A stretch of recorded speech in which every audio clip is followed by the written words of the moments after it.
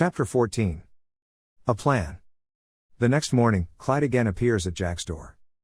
Again, Jack warily cracks the door open, leaving the chain latch in place. "I come for my money, I sure hope you got it." "Yeah, I got it. 1 minute." Jack unlatches the door and goes to the kitchen. He returns, with the bag to find Clyde pointing a gun at him. Startled, Jack demands, "What the fuck is going on here?" "Just wanted to make sure you're coming back with the cash, and nothing else," Clyde answers. Jack hands him the wad of money. Clyde lowers the gun and quickly counts it. 4,200 sounds about right. "I'm sure you kept a little for yourself, but that's okay by me. As long as I got mine, I'm no hog."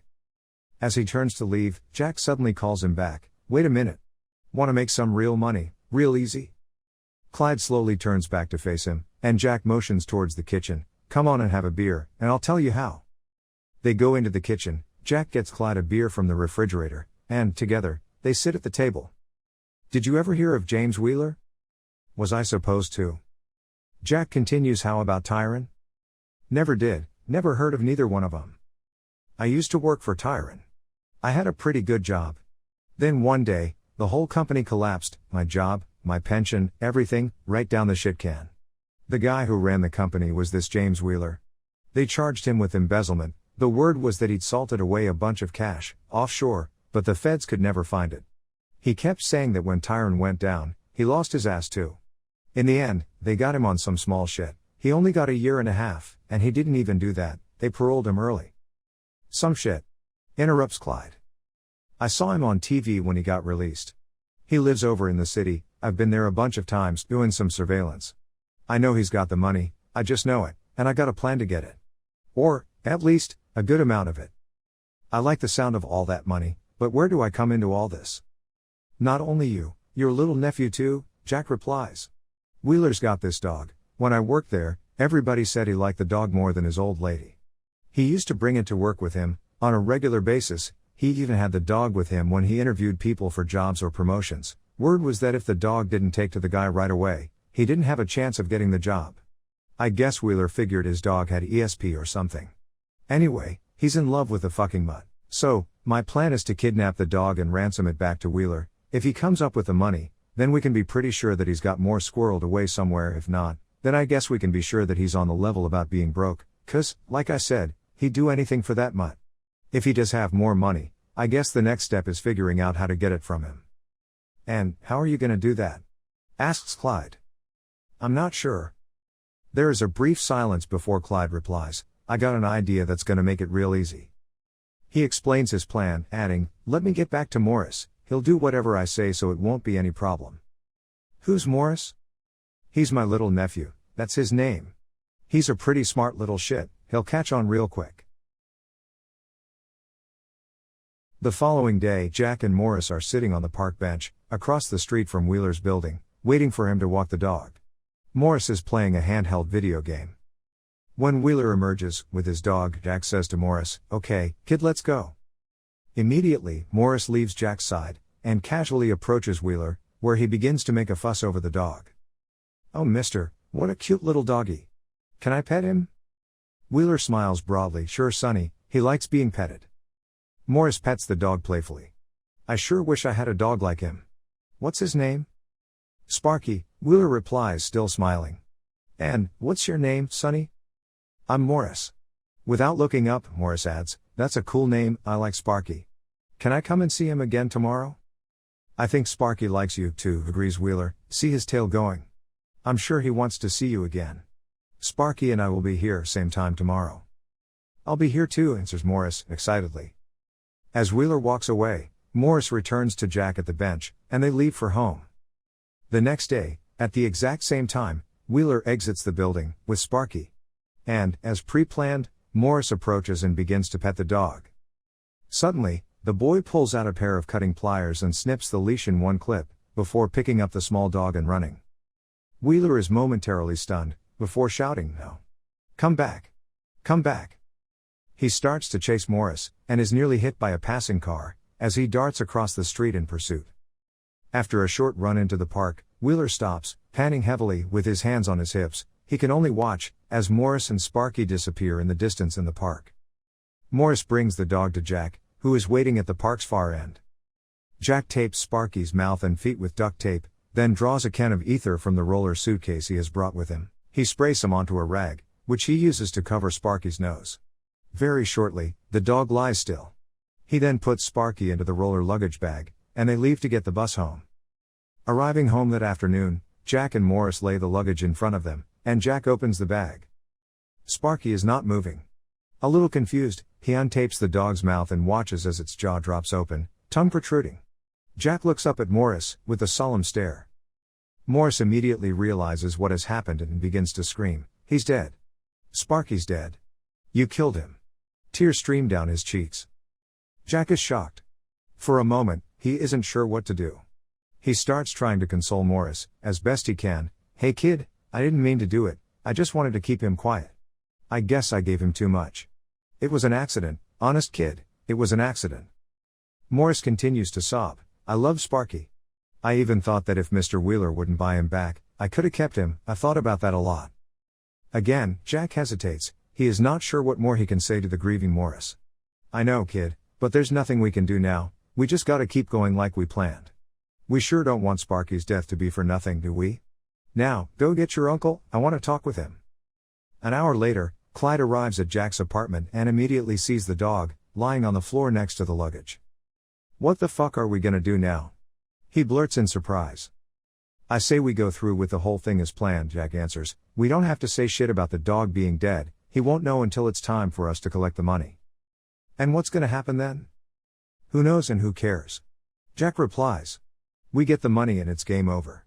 We send the kid with this note tomorrow, right?" Jack shows Clyde the note he has prepared. Clyde takes it and slowly starts to read aloud, in a low voice, "If you want your dog back, be at Winter Park, in the woods at the edge of the ball field, at 7 on Wednesday night. Bring $10,000, and I'll bring the dog, with a can of gasoline and a match, just in case you don't show up, or don't come alone, or don't bring the money." Clyde looks up from the paper. "Do you really think this is gonna work?" "I wouldn't have written it if I didn't." "I guess it's all we got now," replies Clyde. A doorman is stationed at the entrance to Wheeler's building, and Morris warily walks up to him. "This is for Mr. Wheeler." He hands the note to the doorman and quickly runs away. On Wednesday night, it is drizzling, and a light mist covers Winter Park. Jack and Clyde are in the shadows, under trees at the edge of the park, awaiting Wheeler's arrival. As a man appears in the distance and approaches them, Jack whispers to Clyde, "It's Wheeler." Then, in a low voice he shouts, "Wheeler? Is that you?" "Yes," Wheeler replies. "Did you bring it?" "No," Wheeler answers. "No? How do you think you're gonna get your fucking dog back then?" Clyde shouts, excitedly. "I hope this ain't no trick, if it is, we're gonna have a hot dog roast, right here and now." He pulls a cigarette lighter from his pocket and flicks it on. Seeing the flame through the darkness, Wheeler panics, "No trick. No trick. I just don't have the money. Don't. Please don't." "What about all that money you hid?" Jack yells out. Wheeler answers anxiously, "I never had any money hidden, that was media bullshit. It sells papers like the truth never could. I lost my ass, like everybody else. The only ones that got anything out of that whole deal were the lawyers, they picked the bones clean. I brought 800 with me, that's all I could come up with, it's all I've got." "How come you pleaded guilty then?" Jack shouts. "I had to, they threatened me with 30 years if I didn't." "How is it you're living in a fancy building, with a doorman and all, if you ain't got no money?" exclaims Clyde, in disbelief. "That's no fancy building. The elevator doesn't even work, it's been broken for a month now. And the doorman? He's no doorman, he's a rent-a-cop, he's only been posted there since I moved in. See, I've had a couple of death threats, by people that think I screwed them. The guy who owns the building is a friend of mine, and he hired a cop, to give me security until the whole thing blows over. So, what about Sparky? Will you give him to me? Here's the $800. A brief silence fills the air, as Wheeler holds the money out, in front of him. "Listen, just give him to me, and I'll try to get some more money honest," he pleads. "Just take this now, give him to me, and tell me where to leave the next lot of money. When I get it, I'll leave it, I swear." Clyde whispers to Jack, "Come on, man, you may as well tell him." Jack says nothing. "Come on, man, tell him." More silence from Jack, before Clyde yells impatiently, "Your fucking dog's dead." There follows a brief silence, before Wheeler's mournful scream echoes through the mist. He cries loudly, "Sparky's dead." Jack begins to speak, "Listen, we didn't mean to hurt him." But, before he can continue, Wheeler pulls out a knife and rushes them. "You motherfuckers killed my Sparky," he shouts, slashing at Jack, but missing. Clyde instinctively pulls out his gun and shoots. Wheeler hits the ground, mud-covered, lying in a puddle and bleeding. There is silence and then, "I think you killed him," Jack says nervously. The silence continues, briefly, before Clyde speaks, "Yeah, he's dead."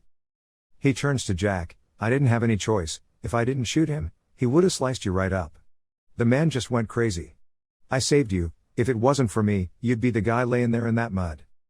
"All this shit and all he had was a lousy $800, Jack remarks, in disgust. "What the fuck are we going to do now? We can't just leave him here." "Why not?" Jack responds. "If we leave him, they'll start looking for whoever killed him right away." "So what?" "You know how many guys I seen think they'd never get caught? They still got tagged." Clyde explains. "If we get rid of him, the cops will probably think he left town with the money he stashed. They'll be looking for him. Not us. They might even look in some foreign country, 'cause everybody thinks that's where he hid it. If they never find the body, they won't never even know he's dead, and they'll never be looking for the guy who did it."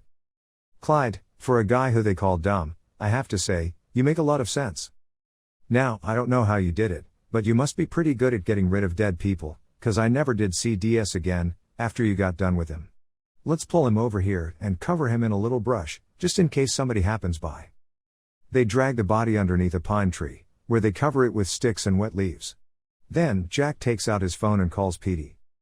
"Petey, it's me, Jack. Listen, do you think you can help me out? Can you bring your car and some garbage bags, and pick me up over here on 78th Street, by the park entrance?" "What's going on?" Petey asks. "I'll explain more when you get here, just get here." Jack hangs up the phone. "Is he gonna come?" asks Clyde. Jack answers confidently, "Goddamn right he's gonna come, no problem there. He's seen me in action, and I know he's scared shitless of me, he's gonna do whatever I tell him to. You wait here and make sure nobody comes snooping, and I'll go meet him." Jack waits by the edge of the park. Immediately, as Petey pulls up, Jack commands, "Hand me the bags." He takes the garbage bags and disappears into the park. He returns, moments later, "Open the trunk." Petey pops the trunk, it is packed full of junk. "What's all this shit you got in here?" Jack complains. "Open the back door." Minutes later, Clyde appears from the park, carrying the bag-wrapped body, over his shoulder. "Put him in here," commands Jack. "Get in and let's go." Clyde puts the body down, in the back seat. "What the fuck's going on?" exclaims Petey. "What's in the bag?" "We have to take a ride to Larry's tomorrow morning, early." Jack answers. "Holy shit. You got to be kidding. Not again." When they arrive at the back of Petey's building, they clean out the car's trunk and stuff Wheeler inside. "See ya in the morning light," about 6, Jack tells Petey, "Call Larry, and tell him we're coming."